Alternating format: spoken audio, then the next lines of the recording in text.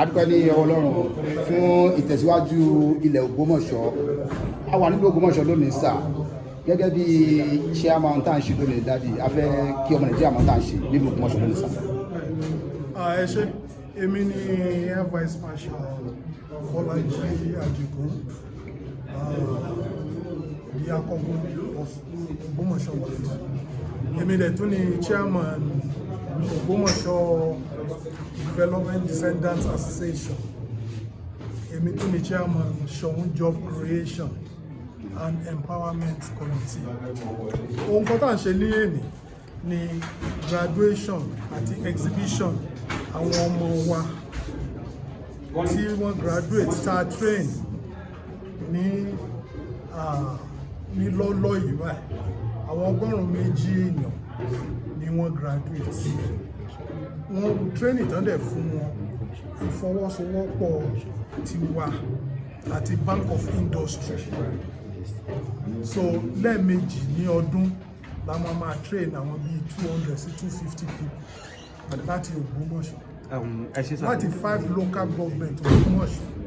Àwọn gbogbo area tá a máa train wọn nísìn, bọ́n ṣe ń ṣe àdìrẹ, bọ́n ṣe ń ṣe òfì, bọ́n ṣe ń ṣe baking, bọ́n ṣe ń ṣe computer information technology, bọ́n ṣe ń ṣe oríṣiríṣi oúnjẹ, bọ́n ṣe ń ṣe interior decoration and fashion designing, sewing, everything, oríṣiríṣi nǹkan ló ń kọ́. Àwọn tí a fún níṣẹ́ lónìí sà, ẹ bá wa fún wọn ní ìmọ̀ràn. Gbogbo àwọn tá a fún níṣẹ́ àbí tó graduate ní èní yìí báyìí, tí ẹ̀yin náà dẹ̀ rí exhibition pé iṣẹ́ ọwọ́ wọn tẹ̀tẹ̀ ṣe ó dáa, ìmọ̀ràn tá lè fún wọn ni pé iṣẹ́ ẹni kò kí ń tán ní jẹ́ o.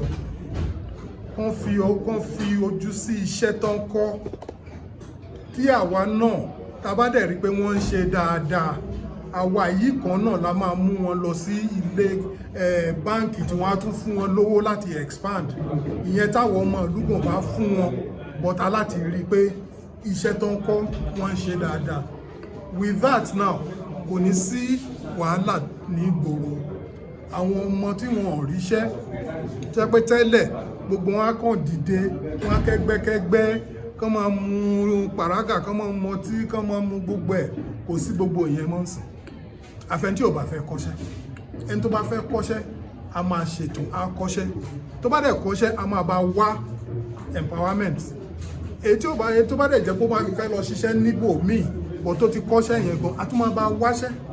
So ìlọsíwájú ètò yẹn sì ń tẹ̀síwájú láíláí ní kò ṣe ẹ̀kan. Adúpẹ́, ìjọba àbílẹ̀ mélòó ni ètò yìí dé nílùú Ògbómọ̀ṣọ́? Ṣé parapọ̀ ni àbí ó láwọn ibì kọ̀ọ̀kan tó yẹ pé a ti ń ṣe?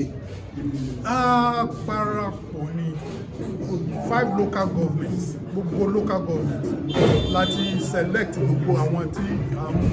So discriminate, yálà ọkùnrin ní o, obìnrin ní o, onímọ̀lẹ́ ní o, oní Christian ní o, oníṣẹ̀ṣe ní, gbogbo wọn as long as tó bá ti jẹ́ Ògbómọ̀ṣọ́ land tó dẹ̀ genuinely tó ń wáṣẹ́ àbí tó fẹ́ kọ́ṣẹ́, you are in the right place. So a dúpẹ́ lọ́dọ̀ ọba wa pẹ̀lú vision ẹ̀ àwa manifest à ń ṣe, Olúwa dẹ̀ fún wa ṣe. Let's appreciate Baba Kábíyèsí. Appreciation goes to Baba Kábíyèsí. Ṣẹ́rí Kábíyèsí. Okay. Kábíyèsí ó jẹ́ ẹni tí Ọlọ́run rán sí wa. We are so grateful to you. Kábíyèsí is a quintessential exposed person tó ní vision, tó mú nǹkan tó dá fún ìlú.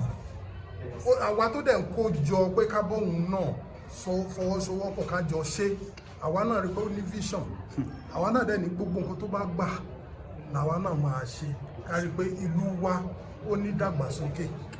Ògbómọ̀ṣọ́ must grow. We can't remain the way we've been. It's not going to be like that. In the next 5 years, if you see Ògbómọ̀ṣọ́, in fact, it will be an envy of every other town in Southwest. I can promise you that. Because we have people, and we are bringing them on board. We have resources, we are harnessing the resources. and with the resources and with the cooperation of everybody, in fact, Ogbomoso will go very, very high. My name is Air Vice Marshal Jacob Bolaji Adegun, retired, the Chief Akobo of Ogbomoso. So thank you so very much. Thank you, sir. Orúkọ mi ni Adéwunifet Adérónkẹ́. Tí mo dẹ̀ jẹ́ kan lára àwọn akẹ́kọ̀ọ́ tó wà ní IB Baking and Pastries. Kí ni nǹkan tí ẹ ń ṣe níbẹ̀? A máa ń ṣe cake, traditional cake, birthday cakes, peanut, chin-chin, sanding bread, small chops, samosa, spring roll àti bẹ́ẹ̀ bẹ́ẹ̀ lọ. Àwọn kan tẹ́nu máa ń jẹ. Ta ni ó láǹfààní àti gbé àǹfààní náà kalẹ̀? Ọba wa Gandhi. Ọba Gandhi. Afọlábí Ọláoyè Olúmọgẹ́gẹ́ the third. Kí ni nǹkan tẹ́ ẹ lè sọ nípa àǹfààní yẹn tẹ́yìn jẹ? Mo jẹ àǹfààní tó pọ̀ gidi gan torí pé gbogbo nǹkan tí wọ́n kọ́ wa ń bì báyìí tí mo bá ní mo fẹ́ lọ kọ́ níta owó ribiribi ni wọ́n sì gbé fún wa kalẹ̀ ní ọ̀fẹ́ wọ́n fi ìmọ̀ kún ìmọ̀ fún wa wọ́n sì fi òye kún òye fún wa tẹ́ pé táwa náà bá dá ilé ṣọ́ọ̀pù tiwa náà kalẹ̀ àwa náà lè máa ṣe nǹkan àwa náà lè máa rí owó mú wọlé sí àpò ara wa wọ́n ṣeun gidi gan a mọ rírì wọn o ẹ ṣé sá àdúpẹ́ sá. Ẹ ṣeun jẹ́ ẹlẹ́sìn mẹ̀sìn ni wọ́n fi ṣe àbí gbogbo ẹ̀sìn ni ó láǹfààní àti gbogbo ẹ̀sìn ni àti ìbílẹ̀ àti oní mùsùlùmí àti kìrìsìtẹ́nì kò dẹ̀ ṣe pé bẹ́ẹ̀ wọ́n fi ṣe local government márààrún ló wà níbí báyìí. Ẹ ṣeun ǹjẹ́ ṣé bí ẹ ṣe wáyé ẹ̀yin gẹ́gẹ́ fúnra yín sì lè ṣe gbogbo nǹkan tẹ́ dárúkọ yẹn? Bẹ́ẹ̀ ni sà mo sì lè ṣe gbogbo ẹ̀. Ẹ ṣé ẹ dárúkọ yín lẹ́ẹ̀kan sí. Orúkọ mi ni Adéwunifet Adérónkẹ́. Ẹ ṣé. Orúkọ mi ni Ọmọọba Ògúnládé Olúbùkọ́lá Francis. Tí ẹ jẹ́? Tí mo jẹ́ ọ̀kan lára àwọn tí ó jàǹfààní ìrónilágbára tí kábíyèsí ọba wa Ọba Gandhi Olúmọgẹ́gẹ́ kẹta tí wọ́n ṣe lónìí. Mo jẹ́ ọ̀kan lára àwọn tí ó jàǹfààní rẹ̀ fún ti àwọn ti networking lábẹ́ ICT ètò ẹ̀rọ ayárabíàṣá bí wọ́n ṣe ń ṣiṣẹ́ papọ̀ ni àwọn iṣẹ́ tí àwa ṣe. Ok, kí ni nǹkan tẹ́ ẹ rí nípa kábíyèsí lónìí pẹ̀lú iṣẹ́ tẹ́ ẹ ṣe báwo ni wọ́n ṣe dùn sí? Kò sí bá ti fẹ́ sọ ju wípé ká ṣàlàyé wípé inú kábíyèsí dùn lọ. Pàtàkì jùlọ ni pé àwa tí a ṣiṣẹ́ yìí náà tí a kọ́ iṣẹ́ yìí inú wa dùn nítorí pé ká fúnni ní ẹja kò dàbí pé kí a kọ́ni bí a ti ń pẹja. Kábíyèsí ti fún wa láǹfààní láti kọ́ wa bí a ti ń pẹja wọ́n ti fi iṣẹ́ tó dá lé wa lọ́wọ́ ó túmọ̀ sí wípé wọ́n fẹ́ kí ìlú Ògbómọ̀ṣọ́ kó dàgbà kìí ṣe pé kí kábíyèsí nìkan kó lówó lọ́wọ́ ṣùgbọ́n kí àwọn tó wà láàrin ìlú náà káwọn náà ní lọ́wọ́ káwọn náà tọwọ́ bá kò kí ayé ọ̀dọ́ kó sì dá irú àǹfààní tá a jẹ lónìí inú wa sì dùn. Lẹ́yìn ìgbà tí a ti kọ́ṣẹ́ láàrin oṣù mẹ́rin mo ti lè patú lórí ẹ̀rọ ayárabíàṣá mo lè sọ ẹ̀yọ ayárabíàṣá mo lè so papọ̀ bóyá láti níta pè ní networking làwa ṣe bí ènìyàn ṣe lè bá ara wọn sọ̀rọ̀ la kọ́kọ́ mọ̀ tẹ́lẹ̀ ṣùgbọ́n a ti wá rí wípé àwọn devices àwọn nǹkan tí ó jẹ́ ẹ̀rọ ayárabíàṣá wa tàbí àwọn nǹkan tá a mú lọ́wọ́ àwọn náà lè máa bára wọn sọ̀rọ̀ ní inú àgbáyé kò síbi téèyàn lè wà tí a ti lè connect àwọn tó ṣiṣẹ́ ní báǹkì ni àwọn tó ṣiṣẹ́ ní iléeṣẹ́ káàkiri ni wọ́n lè bára wọn sọ̀rọ̀ èyí tó ṣe pàtàkì jùlọ ni wípé a lè create àǹfààní fún àwọn tó jẹ́ bóyá àwọn police tàbí anybody tàbí ilé tó wò wípé kílí òun ó lè bá ní ààbò tó péye òun fẹ́ ṣe CCTV camera síbẹ̀ so a lè dá CCTV camera ṣe tó jẹ́ pé àwọn tó wà nílùú òyìnbó gan wọ́n lè máa monitor nǹkan tí ń ṣẹlẹ̀ nílé bí iléeṣẹ́ wọn ṣe ń lọ sí bí ọjà wọn ṣe ń tà sí wọ́n lè rí ṣe àǹfààní ní fún wa l'Ógbómọ̀ṣọ́ tá a bá ní CCTV camera bóyá ní Takí tàbí láwọn area tó wà sensitive l'Ógbómọ̀ṣọ́ kí CCTV ò wà ń bẹ̀ ó sì jẹ́ wípé a lè máa monitor rẹ̀ fún evidence tí nǹkan kan bá fẹ́ ṣẹlẹ̀ fáwọn ọlọ́pàá tàbí àwa ara wa gan fúnra wa nínú ilé ọjọ́ nǹkan tí mo lè dá sí. Ẹ ṣé o. Orúkọ mi ni Adio Ọláyẹmí Sayọ̀. Tí ẹ jẹ́ kíni? Tí a jẹ́ household and cleaning production. Ok, kí ni àwọn nǹkan tẹ̀ ń ṣe ní ọ́fíìsì yìí?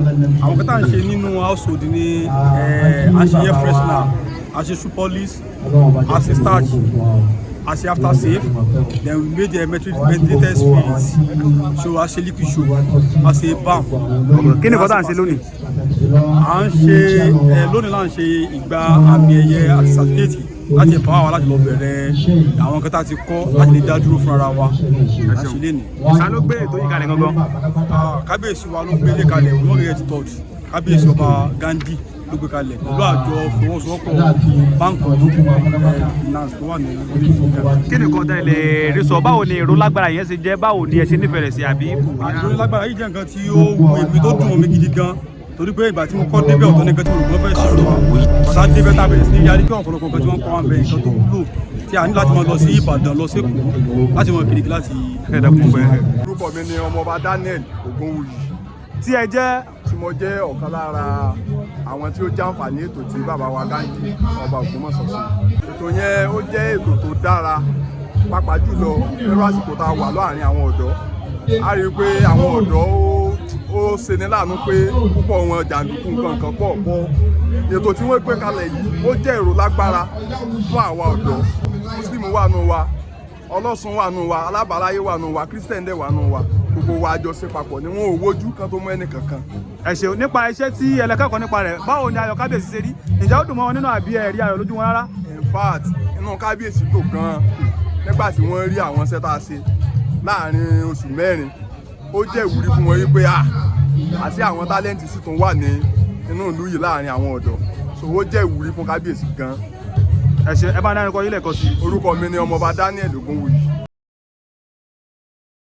orúkọ mi ni Alice Babalọlá Grandma. akẹ́kọ̀ọ́ àwọn ọmọ akẹ́kọ̀ọ́ àwọn akọ́ṣẹ́mọṣẹ́. àwọn akọ́ṣẹ́mọṣẹ́ níbi ètò ìdánilókòwò ìgbéniró tí kábíyèsí ọba Ghandi gbé kalẹ̀ àbí. bẹ́ẹ̀ni a kí kábíyèsí wa wọ́n ṣe gidigidi gan wọ́n ṣe kódà àkọ́kọ́ náà a dúpẹ́ lọ́wọ́ Ọlọ́run a sì dúpẹ́ lọ́wọ́ lórí ayé wọn gangan torí pé Ọlọ́run lò wá a ṣe mistake pa lọ́ba one èkejì sí ni pé gangan pẹ̀lú Ògbómọ̀ṣọ́ sóríire gidi gan torí irú ètò tó wáyé yìí ó lágbára tó pé ọ̀pọ̀lọpọ̀ àwọn ọmọ mi tí wọ́n mọ rìn sá káàkiri kí ẹsẹ̀ títì ṣùgbọ́n Ọlọ́run lò wọ́n fún wa láti pé bóyá irú ètò yìí kó wáyé yóò ràn ọ̀pọ̀lọpọ̀ mi lọ́wọ́ láti jẹ́ pé bóyá jò wọ́n bẹ̀rẹ̀ iṣẹ́ tí wọ́n bá bẹ̀rẹ̀ iṣẹ́ táyé rẹ̀ bá ní ìtumọ̀ kò ní gbàgbé wọn láíláí mo sì wò pé bí iṣẹ́ ìránṣẹ́ gangan lè tí wọ́n ṣe yìí ju gbogbo ẹ̀ lọ ni pé wọ́n kó wa déjọba Ọlọ́run a mọ rírì tí wọ́n ṣe o láyé yìí àti láyé tí ń bọ̀ á jọ jèrè rẹ̀ lórúkọ Jésù. Karowi TV.